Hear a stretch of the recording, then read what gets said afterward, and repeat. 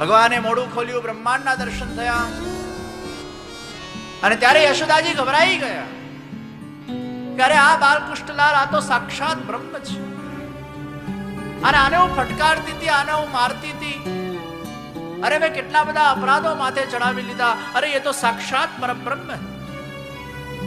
ભગવાનના મનમાં વિચાર આવ્યો, બધો ભેદ ખુલી ગયો, આખી લીલા બગડી ગઈ.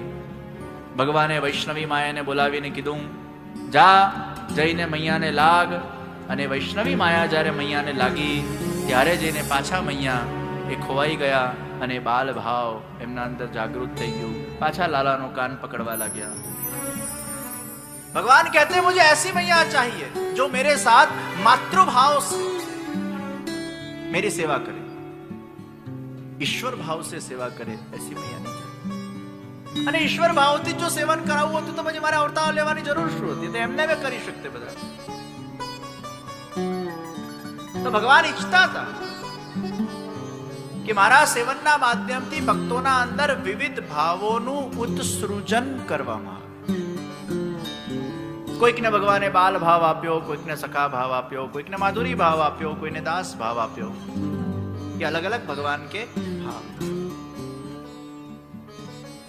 અને ભાવ જ્યાં સુધી પ્રગટ નહીં થાય, એ ભગવાન પૂર્ણ પુરુષોત્તમ છે, પણ કૃપા કરીને તમારા ઘરે બિરાજે છે સેવાવા માટે, જેનાથી તમારામાં ભાવ ઉત્પત્તિ થાય. નહીં તો ભગવાનને કઈ ભૂખ તરસ લાગતી નથી, ભગવાનને ઠંડી ગરમી લાગતી નથી. એ તો ઈશ્વર છે. પંચમહાભૂતથી બનેલાનું જેનું શરીર હોય, પ્રકૃતિથી બનેલું જેનું દેહ હોય, એને ઠંડી ગરમી ભૂખ તરસ લાગે. ભગવાન તો આનંદમય છે.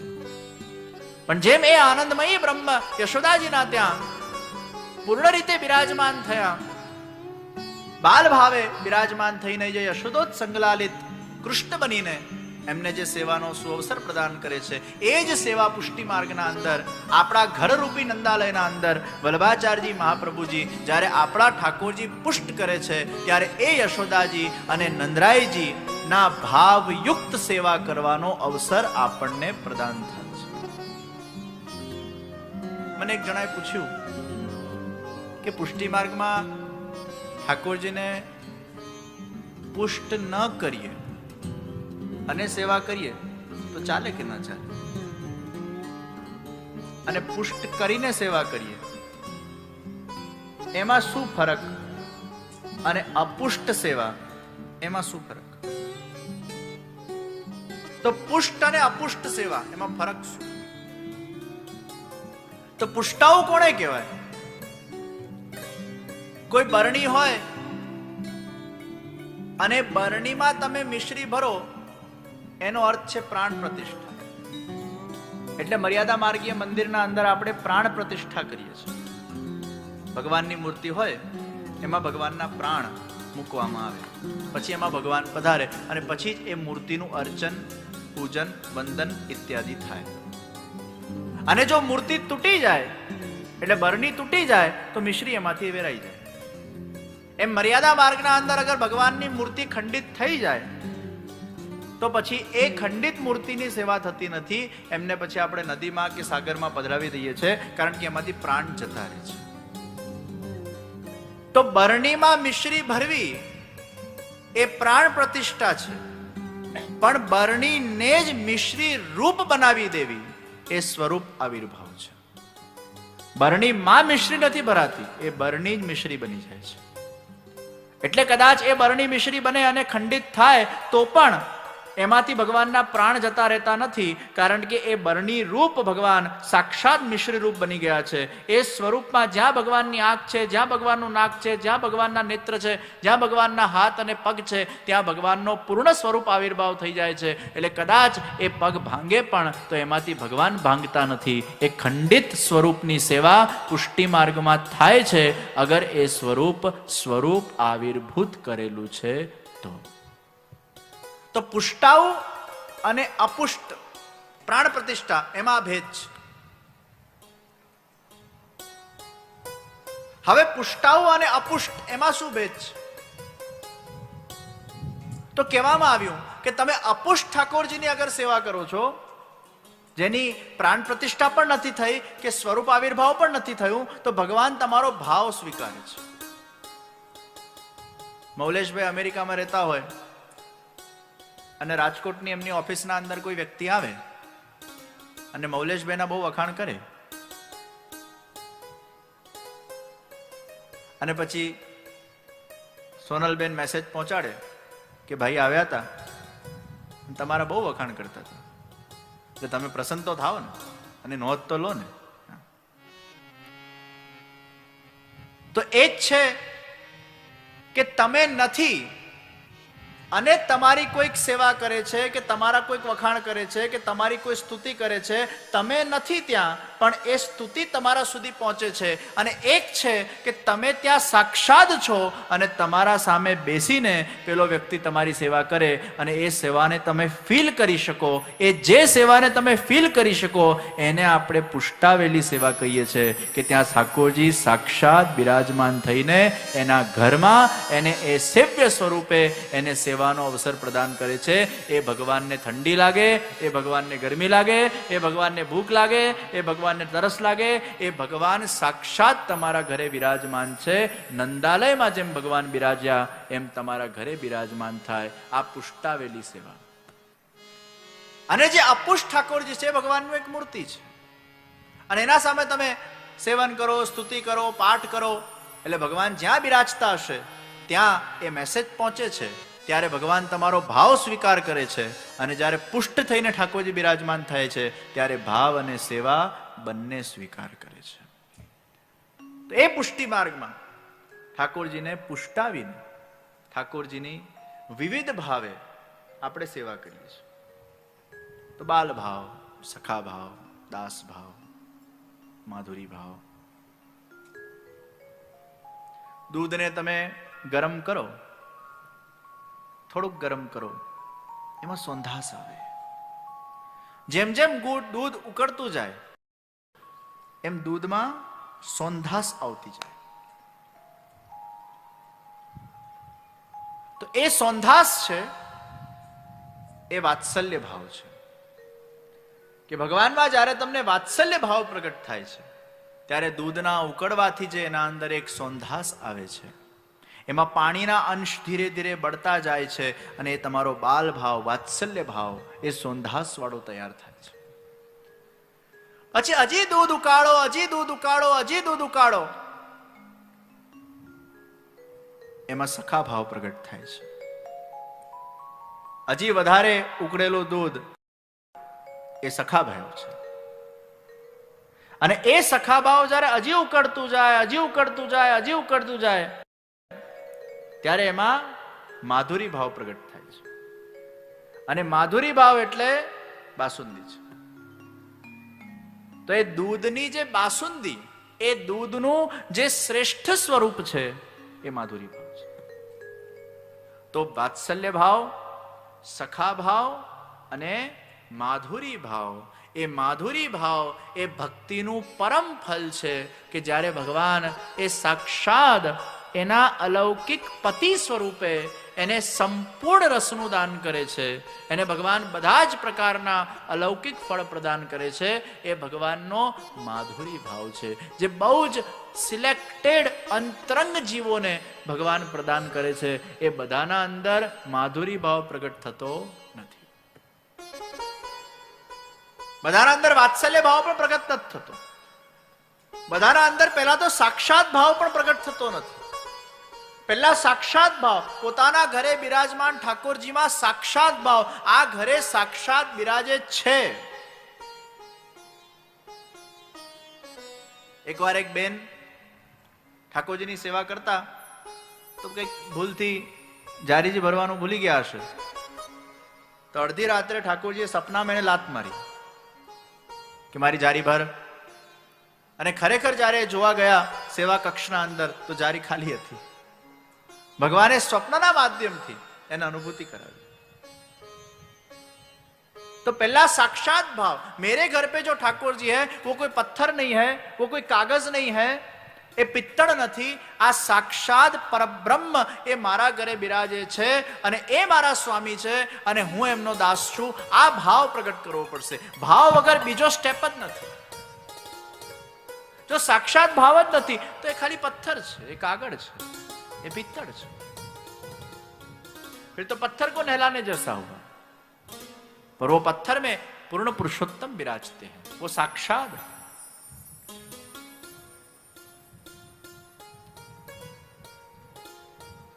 અને એ ભાવ જ્યારે જાગૃત થાય પછી ભગવાન કૃપા કરે અને આ ત્રણમાંથી કોઈ એક ભાવ તમારા અંદર ધીરે ધીરે પ્રગટ થવા લાગે. તો જ્યારે તમે ઠાકોરજીની સેવા કરો, તમે જે સ્વરૂપની સેવા કરો છો, પહેલા આપણે કૃષ્ણના ભાગલા પાડતા બંધ કરી નાખીએ. મારા ઘરના ઠાકોરજી અલગ, હવેલીમાં બિરાજતા ઠાકોરજી અલગ, નાદદ્વારામાં બિરાજતા ઠાકોરજી અલગ. આપણે ભાગલા પાડીએ છીએ.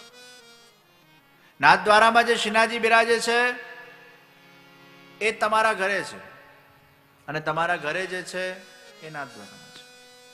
વરસાદનું પાણી નદીમાં જાય, નદીનું પાણી કેનાલના માધ્યમથી તમારા ઘર સુધી આવે, એમ વરસાદનું પાણી નાથદ્વારાના શ્રીનાથજી છે, નદી એ હવેલીના શ્રીનાથજી છે, અને તમારા ઘરે જે કેનાલના મારફતે જે નળમાં પાણી આવ્યું, જે મૂળ વરસાદનું પાણી હતું પણ એની વ્યવસ્થા તમારા ઘર સુધી ઉપલબ્ધ થઈ, એ જ નાથદ્વારાના શ્રીનાથજી બાબા, એ જ વસ્તુતા એવા જે કૃષ્ણ પરબ્રહ્મ પરમાત્મા છે એ જ તમારા ઘરે આવીને વિરાજમાન થયા છે.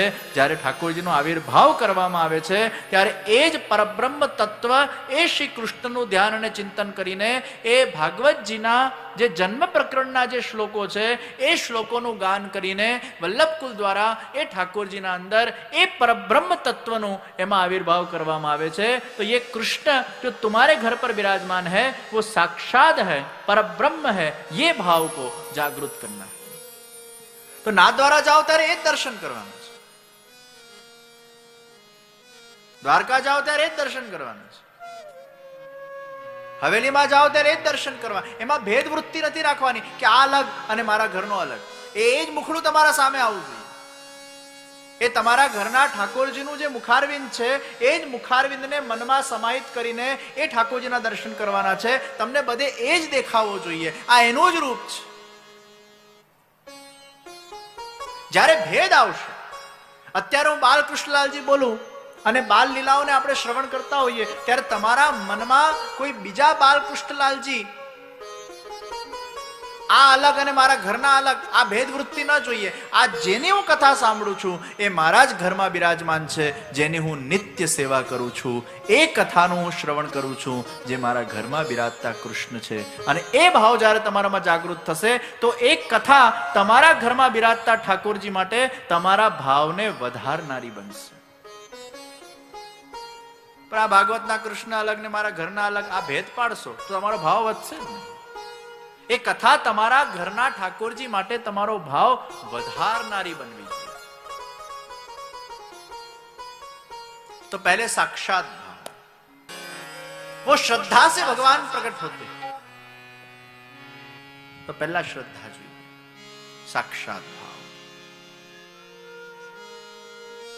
તમે જ્યારે કોઈ મંદિરના અંદર દર્શન કરવા આવો ત્યારે પણ પહેલા સાક્ષાત ભાવ પ્રગટ કરો. આ પૂર્ણ પુરુષોત્તમ છે, આવું કહેવું પડે પોતાના જાતને. પછી શું કહેવાનું? હું આનો દાસ છું. આ હું સાથે બહુ બધા લેબલ જોડાયેલા છે. હું બોસ છું, હું સ્વામી છું, હું ધનવાન છું, હું પ્રતિષ્ઠાવાન છું, હું સત્તાવાન છું. આ હું સાથે એટલા બધા લેબલ જોડાયેલા છે. આપણે જ્યારે પગરખા કાઢીએ ને ત્યારે સૌથી પહેલા લેબલ કાઢવાના છે. હું दास છું, मैं प्रभु का हूं और प्रभु मेरे हैं. ये भाव को दृढ़ करते हुए हमें मंदिर के अंदर जाना है या अपने ठाकुर जी के दर्शन करने. तू मारो અને હું તારો, આજ જ્ઞાન છે ભાઈ. મદન્યતે ન જાનંતી નાહમ તેભ્યો મનાગપી. મદન્યતે ન જાનંતી નાહમ તેભ્યો મનાગપી. તું મારો અને હું તારો, એનાથી વિશેષ મારામાં કઈ જ્ઞાન જ નથી. આ જ જ્ઞાન છે. આ દુનિયાનો સૌથી મોટો જ્ઞાન કયો? તમે કેટલા પણ વિદ્વાન થયા,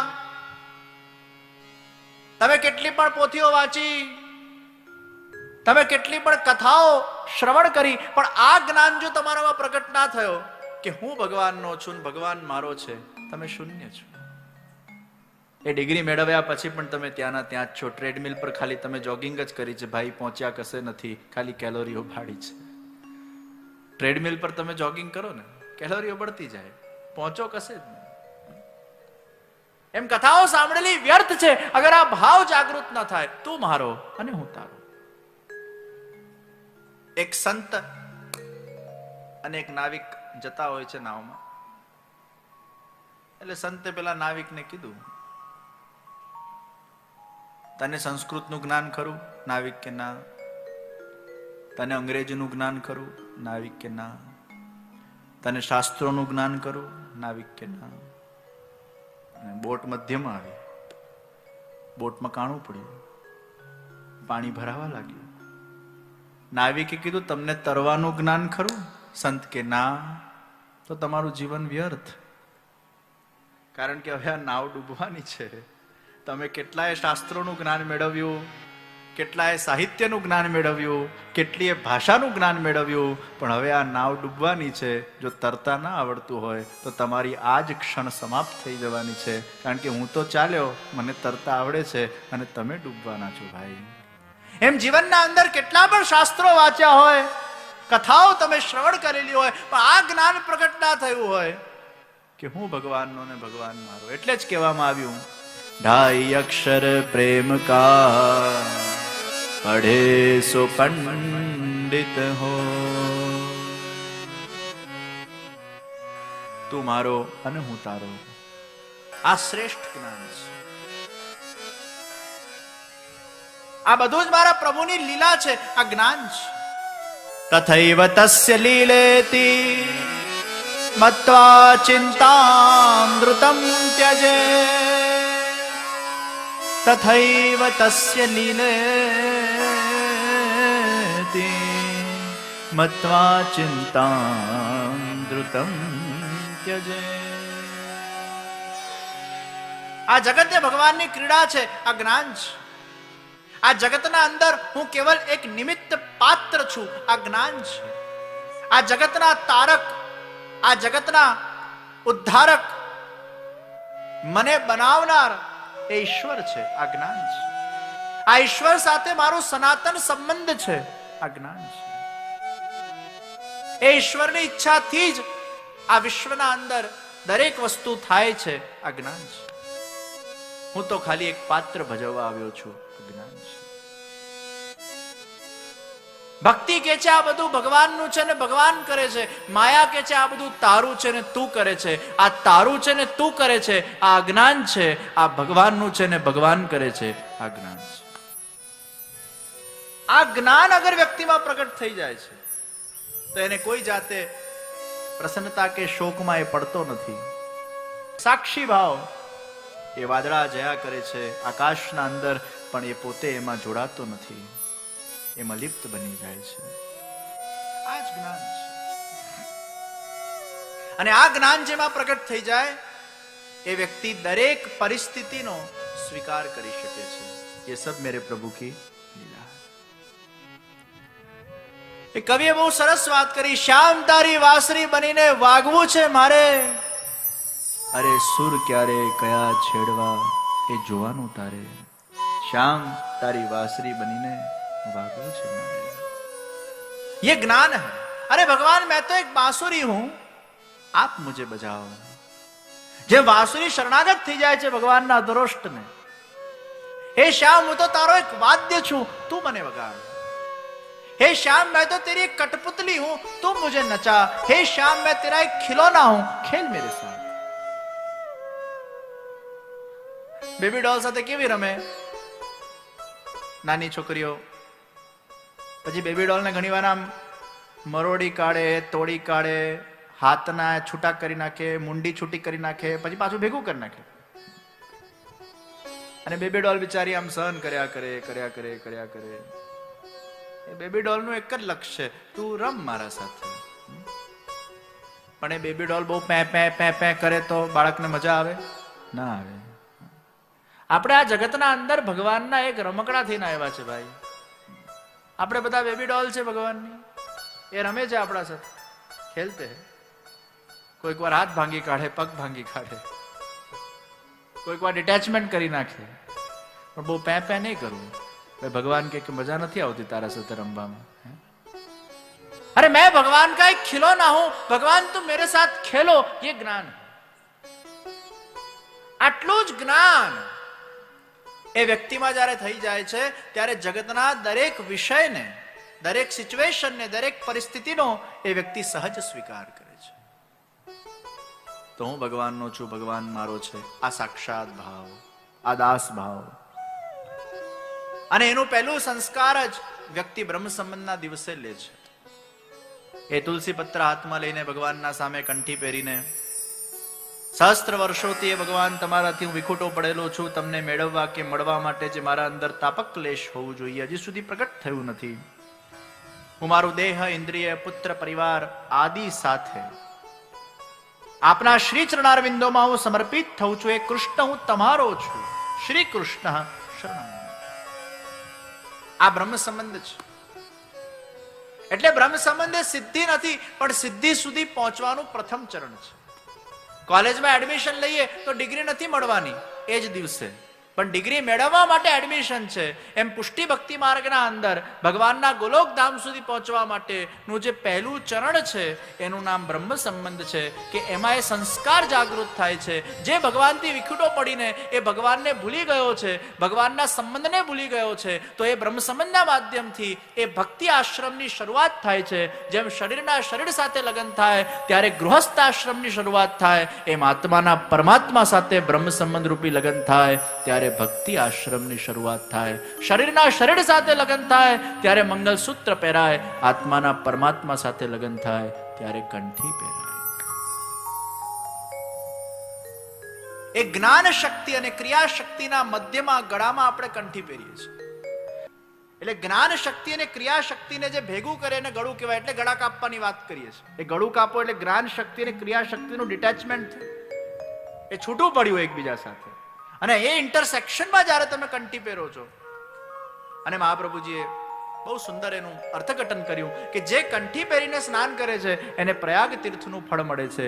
એ જ્યારે સાધારણ જળથી સ્નાન કરતો હોય અને કંઠી પહેરીને પછી જે જળથી સ્નાન કરે છે એ જળ પવિત્ર બની જાય છે. There is a difference between શુદ્ધતા એન્ડ પવિત્રતા. તમે હાઇજીનિકલી ક્લીન થયા એને શુદ્ધતા કહેવાય, અને તમે પાપ રહિત થયા એને પવિત્રતા કહેવાય. આપણે ઠાકોરજીની સેવા કરવા જઈએ ત્યારે શુદ્ધ પણ હોવા જોઈએ અને પાપ રહિત પણ હોવા જોઈએ.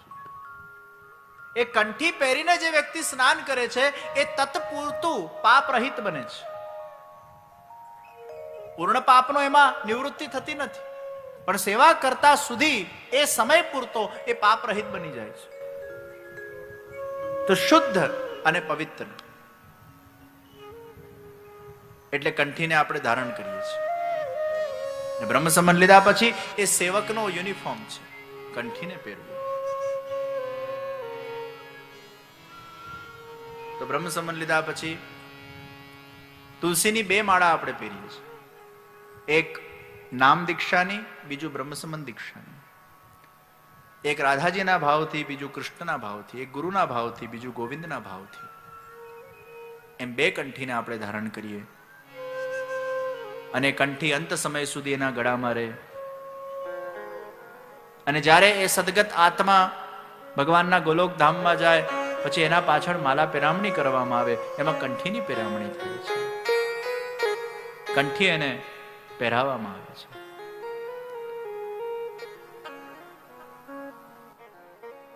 તો આત્માનું પરમાત્મા સાથેનું સંબંધ એ બ્રહ્મ સંબંધ છે, અને એ પ્રથમ શરૂઆત છે. બ્રહ્મ સંબંધ સિદ્ધિ નથી, સિદ્ધિ સુધી પહોંચવાનું પહેલું સ્ટેપ છે. તો ભગવાનના એ વિશેષ દૈવી જીવોને એ બ્રહ્મ સંબંધ લીધા પછી જ્યારે એના સર્વ દોષોનો નાશ થાય છે, જન્મ જન્મના જાણે અજાણે કરેલા જે પણ આપણા દોષ કર્મ છે, પાપ કર્મ છે, એની નિવૃત્તિ બ્રહ્મ સંબંધ લીધા પછી થઈ જતી હોય છે. એટલે આપણે શુદ્ધ બનીએ છીએ.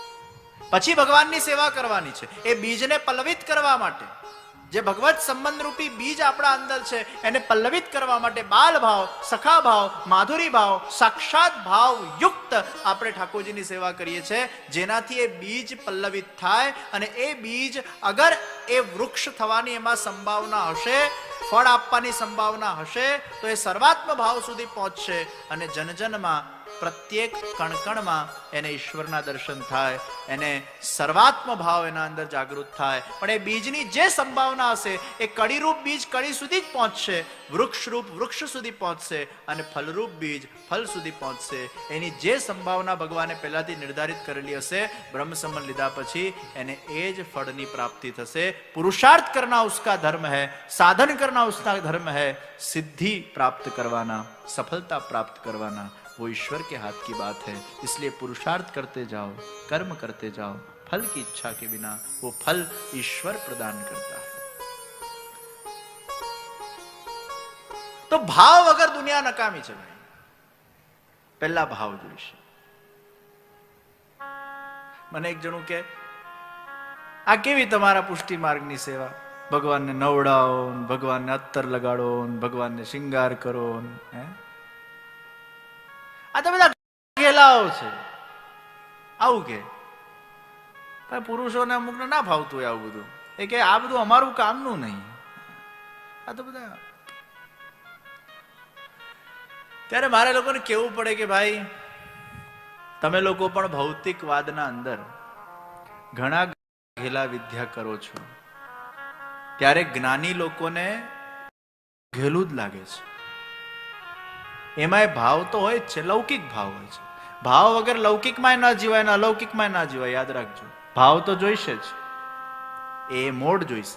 કેવા ગેલા વિદ્યા કરે છે, જન્મદિવસ હોય કેક લાવે અને મોડા પર ચોપડે. આમાં શું મળ્યું એને? જરા આપણે બુદ્ધિથી વિચાર કરીએ કે આના પાછળનો કોન્સેપ્ટ શું. આમ આપણે વેસ્ટ કરીએ છીએ, ગંદવાડો કરીએ છીએ, પણ this is the mode of enjoyment. એમાં ભાવ છે એન્જોય કરવાનો. અને જ્યારે એન્જોયમેન્ટનો ભાવ આવે ત્યારે કોઈ પણ વિદ્યા આપણે કરીએ એ બધાને ગમે. આ એક મોડ છે, એન્જોયમેન્ટનો એક મોડ છે, એક ભાવ છે. અને you when you go with that enjoyment mode in your mind, you have to go with that ભાવ. પછી બુદ્ધિની વચ્ચે નાક કરો તો પછી તમે એન્જોય જ ના કરી શકો. બુદ્ધિ કે હું કામ આ બધું કરવાનું જરૂર? તું ઘેર બેઠો શાંત નથી, તારે શાંતિ મેળવવા આટલો બધો કર્મ કરવો પડે? રોલર કોસ્ટરમાં જવું પડે, ગાડીઓમાં બેસવું પડે, પછી પેલો ગાડી ઠોકે. એના કરતા ઘેર તું શાંતિથી યાર બેસ ને. હું કામ તારે આ બધી વિધિઓ કરવાની આનંદ પ્રાપ્ત કરવા માટે? જ્ઞાની આવો વિચાર કરે કે અમે તો આમ વૃક્ષના નીચે બેસીને શાંતિથી ભગવાનનું નામ દઈએ, એમાં અમને આનંદ મળી જાય છે. રોલર કોસ્ટરમાં ગોળ ગોળ ફરવાનું, ગાડીઓના ધક્કા ખાવાના, લિફ્ટમાં ચડે અને આમ ધામ કરીને લિફ્ટ નીચે પડે, એમાં એને રાઈડ થઈ ગયા. એન્જોયમેન્ટ છે. એ રાઈડ આવે છે, ઉપર લિફ્ટ હોય પછી પેલું કોઈ બટન જ ના ધામ કરીને પેલો ઊંચો થઈ જાય, આ મજા આવી. ત્યારે જ્ઞાની લોકો કે આમાં તને શું મજા આવી ભાઈ? પેલો પિક્ચર જોતો હોય અને પછી દર 2 મિનિટે બુદ્ધિ કે આ તો ખોટું છે, આ તો ખોટું છે, આ તો ખોટું છે, આ તો ખોટું છે, આ તો ખોટું છે. મજા આવે પિક્ચર જોવા? ત્યારે આપણે આપણા જાતને નથી કહેતા ચોપ, લેટ મી એન્જોય, હું એન્જોયમેન્ટના મોડમાં છું, મને મજા કરવા દો. એટલે પિક્ચર જુએ અને પછી આમ એવો ખોવાઈ જાય એમાં, આ મૂર્ખો જ બની જાય લિટરલી. આ બધું સાચું છે, એટલો મૂર્ખો બની જાય કે પેલી ગ્લિસરીન નાખીને રડતી હોય, આના આંખમાંથી સાચા આંસુ નીકળી જાય. કેવા મૂર્ખા બનો છો બધા. તે આ ગાંડા ગેલા વિદ્યા નથી? કેવો જોડાઈ જાય છે એમાં. અને પાછો આમ એને સુરાતન ચડવા લાગે. પેલો આમ હીરો આમ મારતો હોય ને વિલન, એને આમ માર એને માર, એવો આમ ઉર્જા આવી જાય એના અંદર. ત્યારે એવું આપણે નથી વિચારતા ખોટું છે, ખોટું છે, ખોટું છે. તમે આ નાટકો કેટલા લાવો છો? સાચું જ માની લેતા હોય, એવા રોપાઈ જાય એના અંદર, આમ ખોવાઈ જતા હોય. ભાવ લાવવો પડે કે હું નાટકને એન્જોય કરવા આવ્યો છું, મારે આમાં મારી બુદ્ધિનો બહુ ઉપયોગ કરવાનો નથી, મારે મનથી જોડાવાનું છે. મનથી જોડાવ ત્યારે બુદ્ધિ વચ્ચે ન નખાય. એ રીતે લૌકિકના અંદર પણ you have to go in that particular mode, and unless you don't go in that mode of enjoyment, you cannot enjoy certain things in your life. Same in bhakti. જ્યારે તમે ઠાકોરજીના સામે આવો છો ત્યારે તમારે એ ભાવના મોડને જાગૃત કરવો પડે છે, અને સૌથી પહેલા એ વિચાર ઉત્પન્ન કરવો પડે છે, આ સાક્ષાત પરબ્રહ્મ પરમાત્મા મારા ઘરે બિરાજમાન છે, એ મારો સ્વામી છે, હું એમનો દાસ છું. અને એ બાલ ભાવથી, સેવ્ય ભાવથી આપણે એ ઠાકોરજીની સેવા કરીએ છીએ. અને એ સેવા કરતા કરતા એ ભાવ હશે તો આનંદ આવશે, તો જોડાણ થશે. અને મનથી જોડાણ એ સેવામાં ત્યારે જ થશે જ્યારે બુદ્ધિને શટઅપ કરીને બાજુમાં બેસાડી દો, તો જ તમારું મન જોડાશે. એ તો મજા જ નહીં આવે, એમાં તો ઘેલા જ બનવું પડે ભાઈ.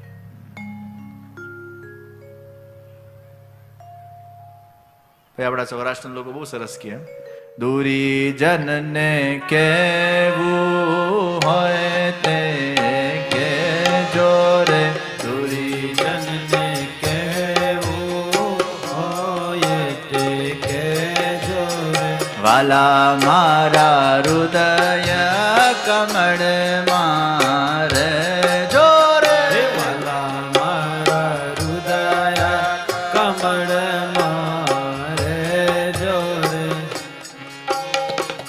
दीवाने बन जाते हैं भाव के अंदर, भावावेश के अंदर. जिसको जो सोचना हो, जो कहना हो, वो खो जाते हैं भक्ति के, लीन हो जाते हैं उसके अंदर. ये भाव है. અને યાદ રાખજો, આપણા ત્યાં બાલ ભાવ છે, સખા ભાવ છે, માધુરી ભાવ છે. અને ભાવની પરિભાષા શું? મહાત્મ જ્ઞાન પૂર્વકસ્તુ સર્વતોધિક સુદ્રઢ સ્નેહો ઇતિ ભાવ. આ ભગવાન છે અને આ ભગવાન મારા ઘરે બિરાજે છે. યશોદાજીમાં મહાત્મ જ્ઞાન ભગવાને એટલે પ્રગટ નથી કર્યું, પ્રગટ થઈને લીલા કરવાની હતી. પણ આપણા ત્યાં ભગવાન મહાત્મ જ્ઞાન પ્રગટ કરીને એ બાલ ભાવે બિરાજે છે. એટલે આપણે ઠાકોરજીને દંડવત કરીએ છીએ. આ ભગવાન મારું બાળક નથી, આ ભગવાનમાં મને બાલ ભાવ છે. આ ભગવાન મારો સખા નથી, એમાં મને સખા ભાવ છે. આ ભગવાન છે પણ મારો બાળક છે. આ ભગવાન છે પણ મારો સખા છે. એમાં ભગવાનના ભાવને ભલે આપણે ગૌણ કરી દઈએ છીએ અને એ બાલ ભાવ, સખા ભાવ, માધુરી ભાવને પ્રાધાન્ય આપી દઈએ છીએ, પણ એ ભગવાન છે, એ મહત્વ જ્ઞાન છે, ત્યારે જ જેને તમારો ભાવ એ સ્થિર રહી શકે. આ ભગવાન છે, એના મહાત્મ જ્ઞાન રૂપી પાત્રના અંદર તમારા ભાવરૂપી પાણીને તમારે સ્થિર બનાવવાનું છે. એટલે દંડવત કરીએ છીએ. જો મહાત્મ જ્ઞાન વગર તમે સેવા કરો તો પછી આ તમારો બાળક છે અને મારા પલંગ પર લઈને ના સુઈ જાવ, જાપીમાં કેમ ઊંઘાડવા? પછી તો બધા બાલકૃષ્ણલાલજીને બધા પોતાના સાથે સુવાડે, બાળકને તો સાથે સુવાડાય ને, પછી તો મર્યાદા નહીં રહે. તો ये बालक नहीं है, बाल भाव. इसलिए भाव की परिभाषा महात्म ज्ञान पूर्वकस्तु सर्वतोधिक स्नेह भाव.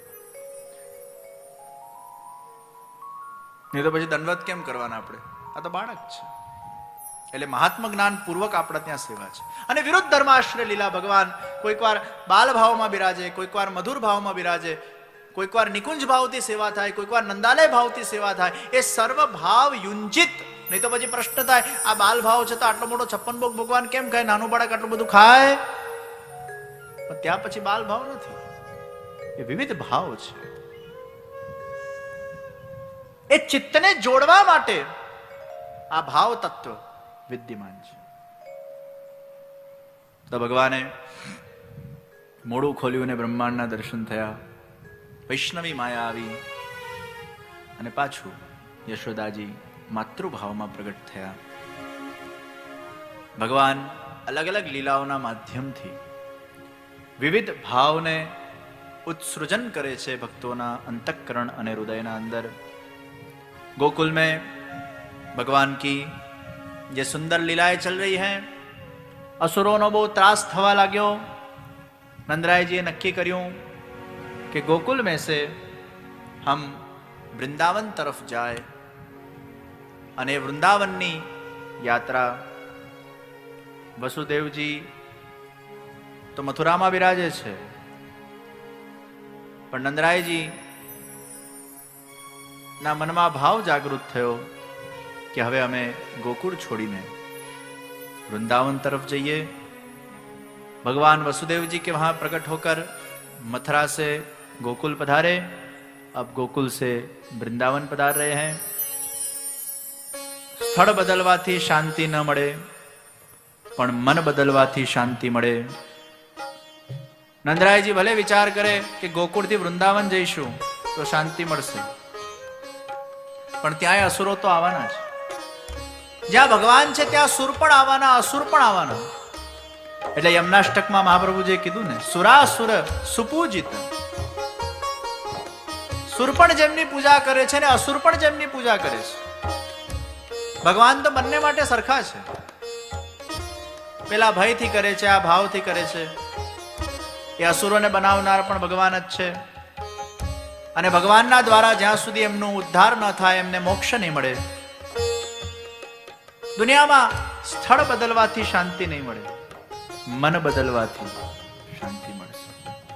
સ્થળ ગમે તે હોય, તો જ્યાં આપણે રહેતા હોઈએ આપણને લાગે ત્યાં શાંતિ નથી, और दूर जाए तो शांति मिलेगी, ત્યાં रहीશું तो और दूर जाएंगे तो शांति मिलेगी. वो हम अपने आप को दूर ठेलाते जाएंगे, शांति नहीं मिलेगी. અમારા એક અમેરિકામાં ઓળખીતા છે, બહુ મોટો એનો બંગલો, લગભગ 15-20 રૂમ, અને પછી મોટો બેકયાર્ડ છે. એમાં એક નાનું કોઠડી બનાવી છે. એટલે મેં ભાઈને પૂછ્યું કે આ કોઠડીનો કોન્સેપ્ટ શું? એ કે આ 20 રૂમના ઘરમાં જ્યારે અમને શાંતિ ના મળે ને, ત્યારે એમાં 10 બાય 10 ની કોઠડીમાં બેસીએ ને અમને બહુ જ શાંતિ મળે છે. 20 રૂમના મકાનમાં જે શાંતિ નથી મળતી, એ કોઠડીમાં શાંતિ મળે છે. એ 10 બાય 10 ની કોઠડી એને શાંતિ આપે છે. એ કેટલી પણ કોઠડીઓ બદલે, કેટલા પણ સ્થળ બદલે, પણ મન જ્યાં સુધી નહીં બદલાય, અને આપણને જેટલું મળતું જાય છે એટલા આપણે ભૂલતા જઈએ છીએ, અને થયા એવા ને એવા જ અશાંત. એકવાર એક બહુ મોટા બિલ્ડરની સાઇટ ચાલતી હતી. બિલ્ડર બહુ બિઝી રહેતા હતા, 20-25 દિવસ બહાર રહે, પત્ની જતા હતા. અને પેલા ડ્રાઈવરે કીધું, આ આપણા માલિકની મોટી સાઇટ, એમાં પેલા મજૂરો કામ કરતા હતા, લંચ બ્રેક પડેલો, કંઈક મરચું રોટલી ખાતા હતા. તો અચાનક માલકીને કાચ નીચે કર્યો, જોવા લાગી. પરિવાર ભેગું થઈને કેટલું સારી રીતે જમે છે, પ્રેમ છે. એ મજૂરણ એના બાળકો પ્રેમથી જમી રહ્યા છે.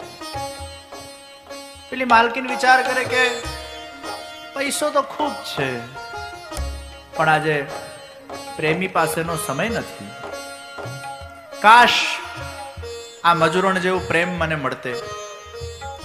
અને મજૂરણે અચાનક માલકીનની ગાડીને જોયું. મજૂરને કહેવા લાગી, દિવસ રાત આપણે મહેનત કરીને આ લોકો માટે મોટા મોટા ઘરો બાંધતા હોઈએ, જુઓ તો ખરા આ લોકોના ઠાઠ. કાશ આટલા મોટા ઘરોમાં આપણને રહેવાનું સૌભાગ્ય પ્રાપ્ત થાય તો કેટલા સુખી થઈએ. માલકીન કે છે મજૂરણ જેવું પ્રેમ મને મળે, મજૂરણ કે છે માલકીન જેવા ઠાઠ મને મળે. ભગવાન ઉપરથી જોતા હતા, તથાસ્તુ. આવતા જન્મમાં માલકીન મજૂરણ, મજૂરણ માલકીન, ત્યાં એ જ ફરિયાદો, એ જ ફરિયાદો, એ જ ફરિયાદો. માણસને શાંતિ ક્યાં છે કશે ભાઈ? સ્થળ બદલવાથી શાંતિ નહીં મળે, મન બદલવાથી શાંતિ મળશે.